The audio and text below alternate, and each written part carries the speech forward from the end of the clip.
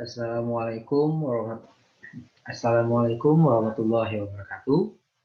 Perkenalkan, nama saya Ahmad Widodo Saputra dengan NIM 03021281823057. Di sini saya akan mempresentasikan metode geomagnetik, di mana merupakan salah satu syarat ujian akhir semester mata kuliah Geofisika Tambang.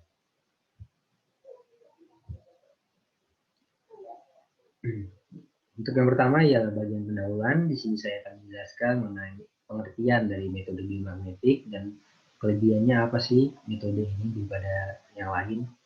Nah, jadi yang pertama ialah metode geomagnetik adalah metode geofisika yang memanfaatkan sifat kemagnetan bumi.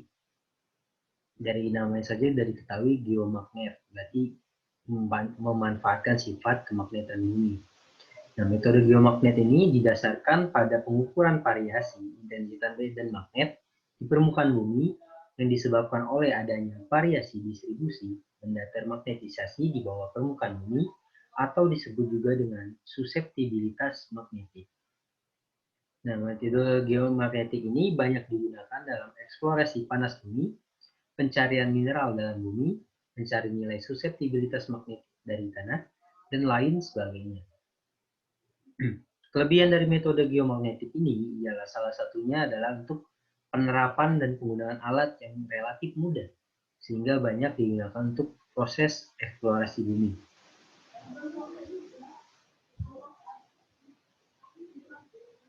Berikut merupakan prinsip dasar yang mendasari metode geomagnetik.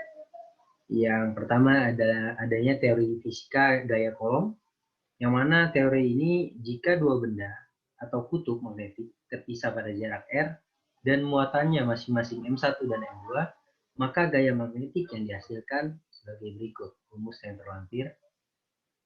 Dan juga ada kuat medan magnetik, yang mana menjelaskan tentang kuat medan magnetik pada suatu titik dengan jarak R. Dan rumus yang terlampir. Selanjutnya juga ada intensitas magnetik, di mana intensitas magnetik ini ialah suatu benda magnetik yang ditempatkan pada suatu medan magnet dengan kuat medan H, maka akan terjadi polarisasi atau intensitas magnetik sebesar M sama dengan X kali H. Dengan keterangan yaitu M ialah intensitas magnetik, X adalah suseptibilitas magnetik, dan H merupakan kuat medan magnetik. Itu selanjutnya ada induksi magnetik dengan pengertian total medan magnetik yang dihasilkan pada batuan dinyatakan sebagai induksi magnetik. Jadi total medan magnetik yang ada pada batuan itu dinyatakan sebagai induksi magnetik dengan rumus yang terlampir.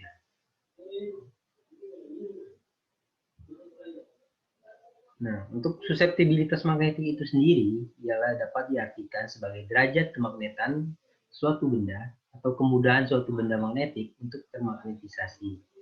Dirumuskan dengan persamaan M sama dengan X kali H, dengan harga X akan semakin besar apabila di dalam suatu batuan banyak terdapat mineral magnetik.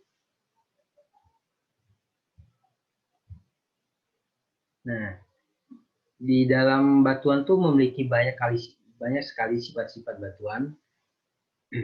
Untuk dengan ini metode geomagnetik, jadi kita memanfaatkan sifat magnetik batuan. Sifat magnetik batuan ini dikelompokkan menjadi beberapa jenis, yaitu ada diamagnetik, paramagnetik, ferromagnetik, antiferromagnetik, dan ferimagnetik.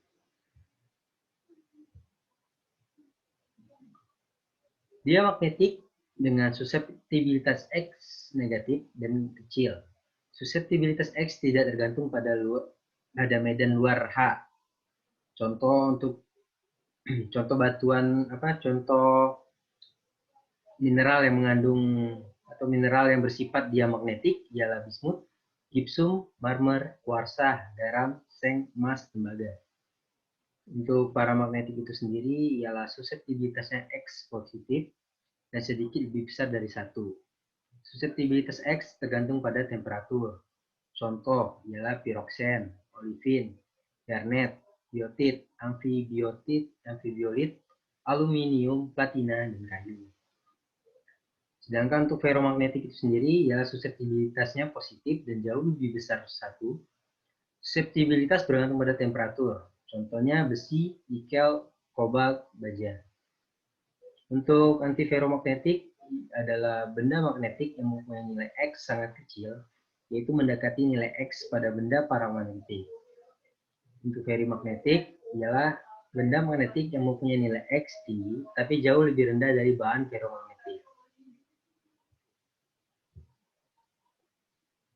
Untuk pengukuran geomagnetik itu sendiri, itu adalah yang pertama dilakukan ialah pekerjaan pendahuluan, di mana pada bagian pekerjaan pendahuluan ini kita meliputi studi pustaka aplikasi geomagnet, geologi lokal dan regional, survei lokasi, dan penentuan lintas pengukuran. Selanjutnya, apabila telah dilakukan pekerjaan pendahuluan, maka kita masuk ke akuisisi data geomagnetik. Di mana pada akuisisi data ini kita tuh melakukan persiapan rangkaian peralatan, jumlah alat pengukuran, lalu mengambil data. Berikut merupakan contoh gambar dari metode geomagnetik itu sendiri, mulai dari di darat, di laut, dan di udara.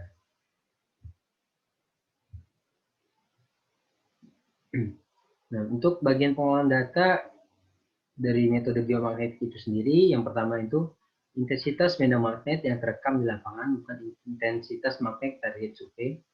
Terus diolah menjadi data-data magnetik masih dipengaruhi medan magnet yang berasal dari bumi maupun medan magnet luar. Untuk mendapatkan anomali magnetik target survei, maka data harus dikoreksi, antara lain koreksi variasi harian, koreksi lintang, yang mana medan utama magnet bumi atau IGRF, lalu koreksi topografi.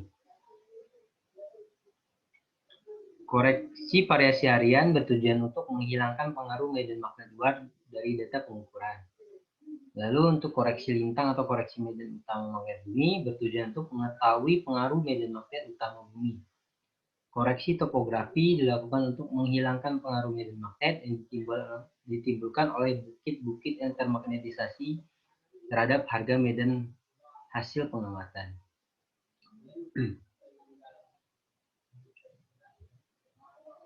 Terima kasih, mungkin itu saja yang dapat saya sampaikan terkait metode geomagnetik ini.